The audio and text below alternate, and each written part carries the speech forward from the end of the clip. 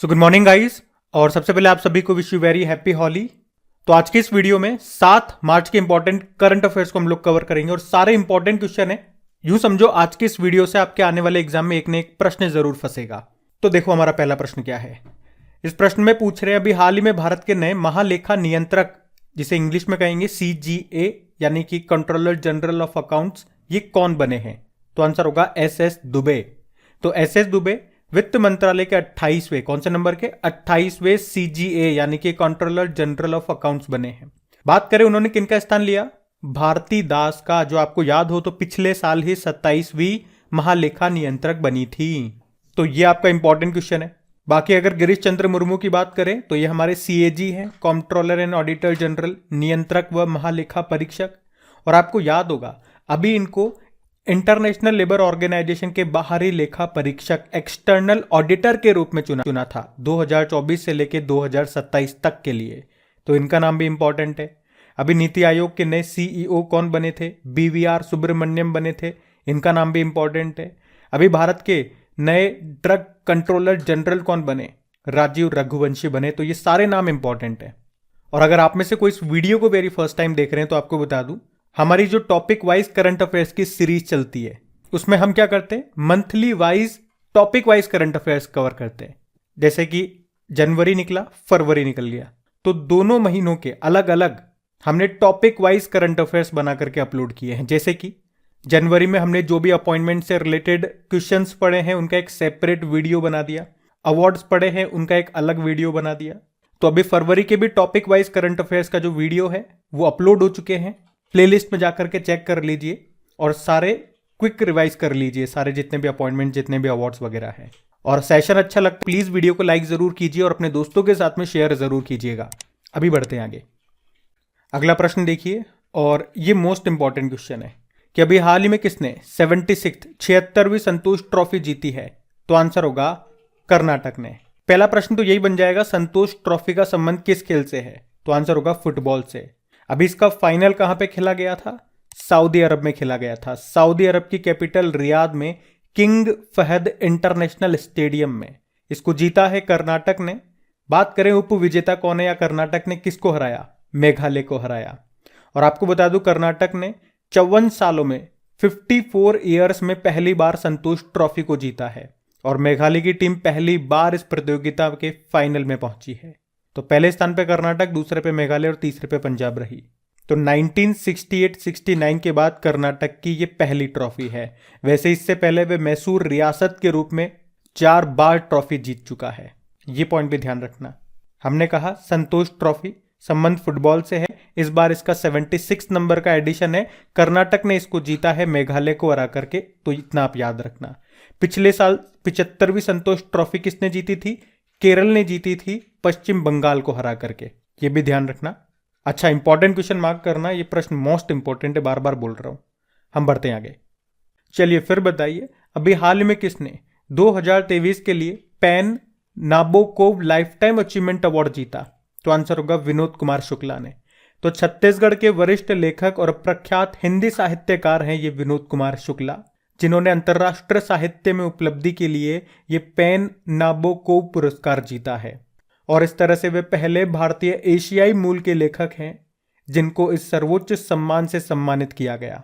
इनकी कुछ फेमस साहित्यिक रचनाएं हैं, जैसे कि नौकर की कमीज 1979 में आई थी, सब कुछ होना बच्चा रहेगा 1992 में आई थी। बाकी इस पुरस्कार की बात करें तो इसकी स्थापना 2016 में पैन अमेरिका के द्वारा व्लादिमीर नाबोकोव लिटरेरी फाउंडेशन के सहयोग से एक जीवित लेखक को सम्मानित करने के लिए की गई थी। पुरस्कार के रूप में इसमें $50,000 मिलते हैं। तो इस प्रश्न से सिंपल एक लाइन में याद रखना है, 2023 का PEN Nabokov lifetime achievement award किसने जीता? विनोद कुमार शुक्ला ने जीता है। हमने कहा कहां से हैं ये? छत्तीसगढ़ से हैं। बाकी देखो, हरि बाल कृष्णन का नाम सुना है आपने, 2023 का मार्कोनी पुरस्कार जीता इन्होंने। अंतर्राष्ट्रीय मातृभाषा पुरस्कार किसने जीता? डॉक्टर महेंद्र कुमार मिश्रा ने। और अप्पा साहेब धर्माधिकारी अभी महाराष्ट्र भूषण पुरस्कार जीता 2022 के लिए, तो ये नाम भी न्यूज में थे, याद रखना। बढ़ते आगे। चलिए फिर बताइए, जूनियर कबड्डी विश्व चैंपियनशिप 2023 का खिताब किसने जीता? तो आंसर होगा भारत ने। तो ये है जूनियर कबड्डी विश्व चैंपियनशिप 2023। बात करें कहाँ पे हुई, तो ईरान के उर्मिया में ये हुई और इसे पहली बार भारत ने जीता है। भारत ने किसको हराया या उप विजेता कौन रहा, तो आंसर होगा ईरान। अच्छा, इसमें भारत के कप्तान कौन थे, अंकुश राठी थे। और याद रखना ये इस बार इसका सेकंड एडिशन है, पहला संस्करण इसका 2019 में हुआ था जिसको ईरान ने ही जीता था। तो क्या क्या याद रखना है, जूनियर कबड्डी विश्व चैंपियनशिप 2023 कहाँ पे हुआ, ईरान में। किसने जीता, भारत ने। किसको हराया, ईरान को हराया। अच्छा, कबड्डी से ही आपको याद आएगा, अभी वीवो प्रो कबड्डी लीग इसका नवा संस्करण हुआ था जिसको जयपुर पिंक पैंथर ने जीता। किसे हराया, पुनेरी पल्टन को हराया।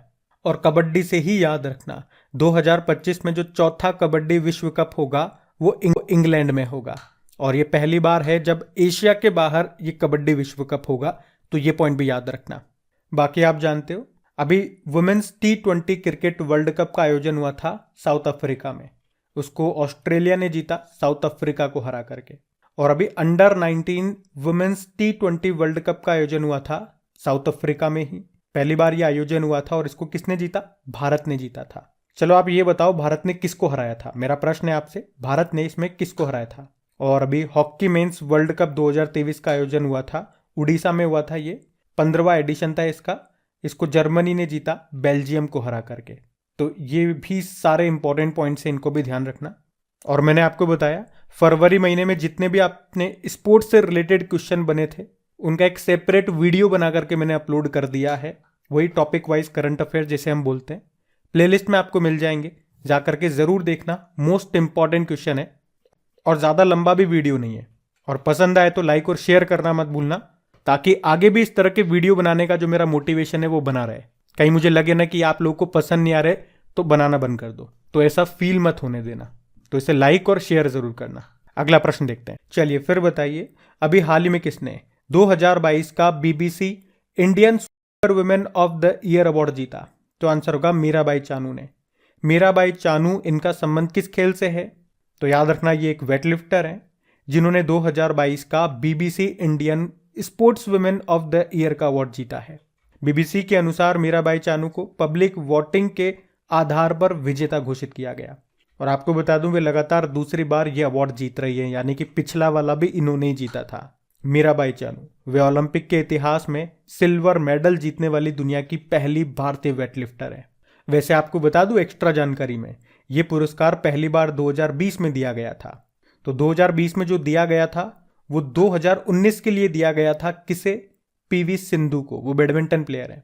फिर दूसरी बार 2021 में दिया गया था कोनेरू हम्पी को, वो चेस प्लेयर हैं, 2020 के लिए दिया गया था उस वक्त। फिर तीसरी बार 2022 में दिया गया था, हमने कहा मीराबाई चानू को 2021 के लिए। और अब ये चौथी बार दिया जा रहा है 2023 में मीराबाई चानू को ही 2022 के लिए। तो ये इंपॉर्टेंट क्वेश्चन है, बढ़ते हैं आगे। चलिए फिर बताइए, मार्च 2023 को पहला भारतीय नौसेना कमांडर सम्मेलन का आयोजन ये किस स्वदेशी पोत पर किया गया, तो आंसर होगा INS विक्रांत। तो अभी वर्ष 2023 का नौसेना कमांडरों का पहला सम्मेलन अभी 6 मार्च 2023 को शुरू हुआ। और ये क्वेश्चन इसलिए भी इंपॉर्टेंट है क्योंकि पहली बार सम्मेलन भारत के प्रथम स्वदेशी विमान वाहक पोत INS विक्रांत पर हुआ है। इस वर्ष कमांडरों का सम्मेलन का पहला चरण समुद्र में आयोजित किया जा रहा है, तो ये आप याद रखना। और INS विक्रांत तो वैसे ही इंपॉर्टेंट है, हमारा पहला स्वदेशी विमान वाहक पोत है ये, जिसका निर्माण कहां पे हुआ था, कोचिन शिपयार्ड लिमिटेड में। अच्छा, क्या हमारे पास केवल एक ही विमान वाहक पोत है, नहीं, हमारे पास एक और है INS विक्रमादित्य, वो हमने रशिया से लिया था। लेकिन विक्रांत इसलिए इंपॉर्टेंट हो जाता है क्योंकि हमारा पहला स्वदेशी है, इंडिजीनियस है, हमने बनाया है। बाकी INS अर्नाला ये भारत का पहला पनडुब्बी रोधी जहाज है। और INS अरिहंत ये भारत की पहली न्यूक्लियर पनडुब्बी है। और पनडुब्बी से आपको मैं बता दूं कि प्रोजेक्ट 75 के तहत निर्माण हो रहा है 6 पनडुब्बियों का, 5 बन चुकी है, वैसे 6 बननी है। मैं आपको 6 के नाम बता देता हूं। पहली थी कलवरी, फिर है खांडेरी, एक है करंज, एक है वेला, एक है वागीर और एक है वागशीर। तो ये नाम भी याद रखना। बढ़ते हैं आगे। फिर बताइए, अभी किस भारतीय अभिनेत्री को ऑस्कर समारोह 2023 में अवार्ड प्रेजेंट करने के लिए आमंत्रित किया गया, तो आंसर होगा दीपिका पादुकोण।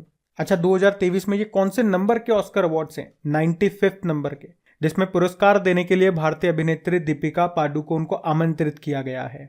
इनके अलावा वैसे और भी होंगे एक्टर्स जो अवार्ड रिप्रेजेंट करेंगे, लेकिन भारतीयों में बात कर रहे हैं तो दीपिका पादुकोण है। और दीपिका पादुकोण से आपको याद आएगा, अभी फीफा मेंस वर्ल्ड कप 2022 का आयोजन हुआ था, अभी नवंबर दिसंबर में हुआ था लास्ट ईयर कतर में, जिसको आपको याद होगा अर्जेंटीना ने जीता था फ्रांस को हरा के, याद है? उसकी ट्रॉफी को भी अनवील यानी कि उसका अनावरण भी इन्होंने किया था, दीपिका पादुकोण ने। और देखो, अगर ऑस्कर अवार्ड्स की बात करते हैं, जिसे अकेडमी अवार्ड्स भी कहा जाता है, पहली बार इसका आयोजन हुआ था 1929 में। हमने कहा 2023 में 95th नंबर का एडिशन है। एक अच्छा प्रश्न यहां से बनता है, जो अक्सर एज ए स्टैटिक आपसे पूछ लिया जाता है एग्जाम्स में, कि वो पहली भारतीय कौन थी जिन्हें ये अवार्ड मिला था। तो आंसर याद रखना, भानु अथैया थी वो। 1983 में गांधी मूवी में बेस्ट कॉस्ट्यूम डिजाइन के लिए ये अवार्ड मिला था उनको। और अब जल्दी हमारे पास 2023 के ऑस्कर अवार्ड्स की लिस्ट आ जाएगी। तो अभी हम 2022 वाले रिवाइज कर लेते हैं कि बेस्ट फिल्म का अवार्ड किसे मिला था? कोडा को। और बेस्ट एक्टर का अवार्ड विल स्मिथ को मिला था किंग रिचर्ड मूवी के लिए। बेस्ट एक्ट्रेस का अवार्ड मिला था जेसिका चेस्टेन को the eyes of Tammy Faye के लिए। और बेस्ट डायरेक्टर रही थी Jane Campion the power of dog के लिए।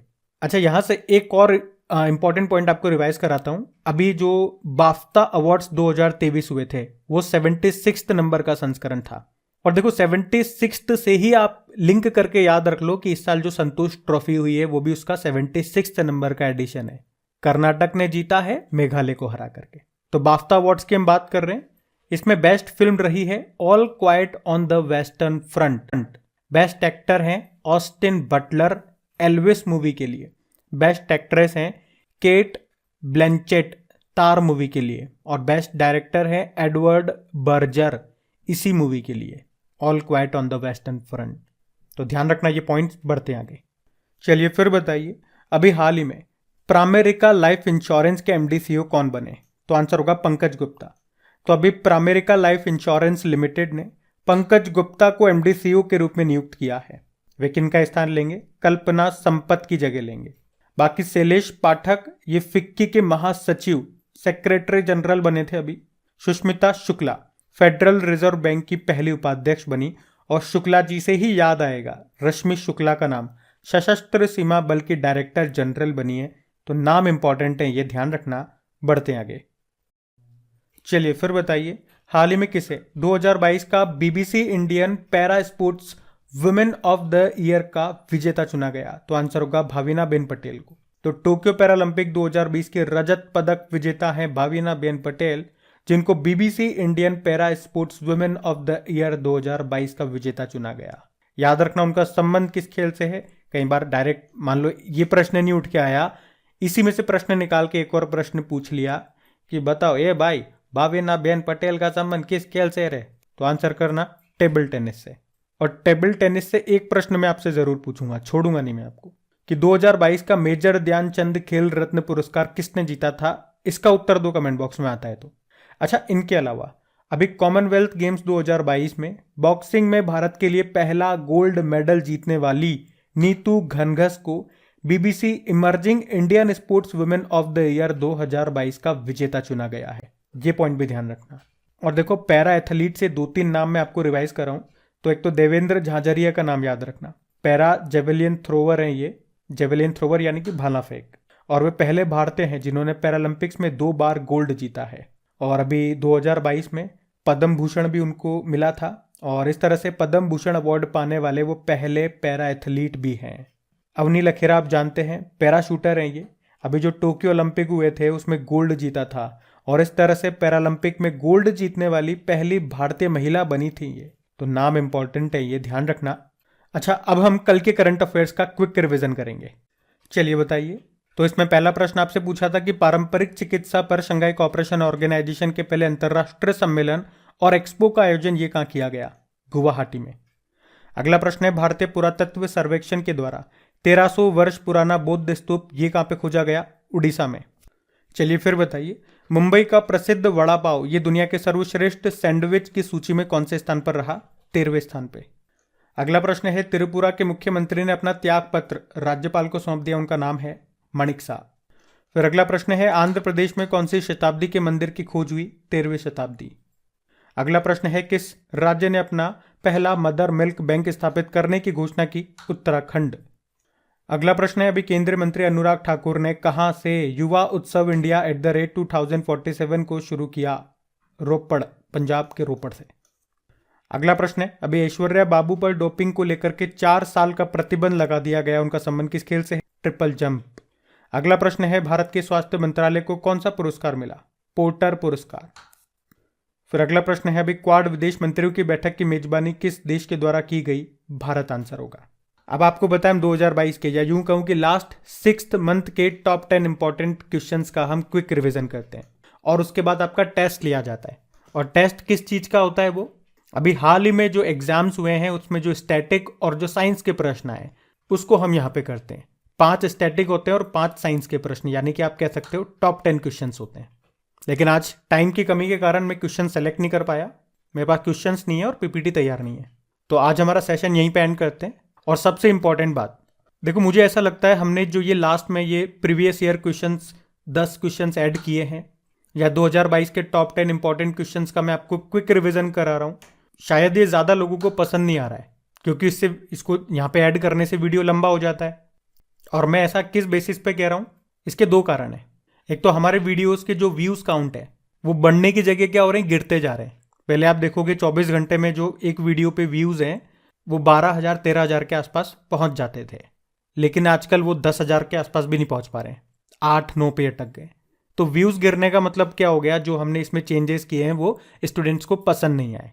और कोई भी इंसान अगर यूट्यूब पे वीडियो बना रहा है, चाहे वो एजुकेशन चैनल से जुड़ा हुआ हो या कोई भी, अगर वो अपने कंटेंट में कुछ चेंजेस करता है तो उसका पर्पज़ यही रहता है कि वो एक तो लोगों को पसंद आए, और लोगों को पसंद आता है तो व्यूज़ उसके बढ़ने चाहिए। व्यूज़ घट रहे हैं मतलब लोगों को पसंद नहीं आ रहा है।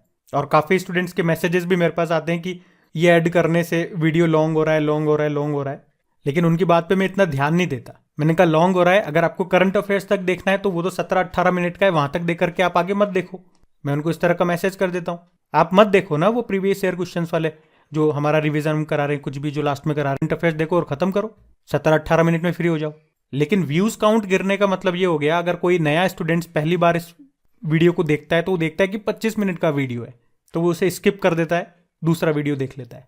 तो अगर हमें इस चीज़ से लॉस हो रहा है तो फिर इसको कंटिन्यू करने का मतलब नहीं रह जाता है। और अगर आप लोग चाहते हो कि हाँ नहीं कंटिन्यू करें, व्यूज़ बढ़ाने में मदद करिए, जहाँ जहाँ आप इसे शेयर कर सकते हैं अपने दोस्तों के साथ में, अपने स्टडी ग्रुप में, वहाँ इसे शेयर करिए, वरना फिर हम इसे करंट अफेयर्स तक ही रखते हैं। बाकी होमवर्क प्रश्न देखते हैं और सेशन एंड करते हैं। तो कल के वीडियो में आपसे पूछा था आयुष्मान भारत स्वास्थ्य कार्ड बनाने में कौन प्रथम स्थान पर रहा, तो इसका सही उत्तर होगा जम्मू कश्मीर। आप सभी ने प्रश्न का बिल्कुल सही उत्तर दिया है। और देखो 6 मार्च के डेली करंट अफेयर्स क्विज के रिजल्ट हमारे पास आ चुके हैं। तो इसमें टॉप 5 स्टूडेंट्स की बात करें, टॉप किया है मयंक कुमार ने, कॉन्ग्रेचुलेशन मयंक। सेकंड पे अनास खान है, तीसरे पे नीतीश है, और फिर है प्रीत, और फिर है अनीता। आप सभी को कॉन्ग्रेचुलेशन। बाकी क्विज आप सभी लोग लगाएं, आपकी प्रैक्टिस होगी।